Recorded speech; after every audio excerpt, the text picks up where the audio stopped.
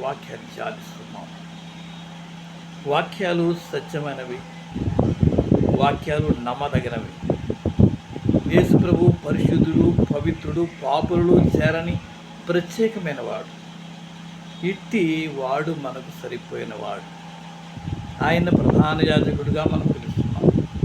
ఆయన కూడా మనందరి పక్షమున తండ్రి అయిన దేవుని ఎదుట మనకు ఆయన తనకు తానుగానే బలర్పించుకొని ఆయన వద్దకు వెళ్ళాడు.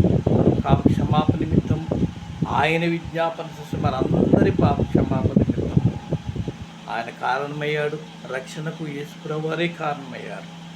ఆయనే తన స్వరక్తము ద్వారా తండ్రి దేవుని యొద్దకు ప్రవేశించాడు. కాబట్టి ఆయన మన పాప క్షమాపణ కలగజేసినటువంటి పరిశుద్ధ దేవుడు, దేవుని కుమారుడు, యాజకుడిగా ఉన్నాడు.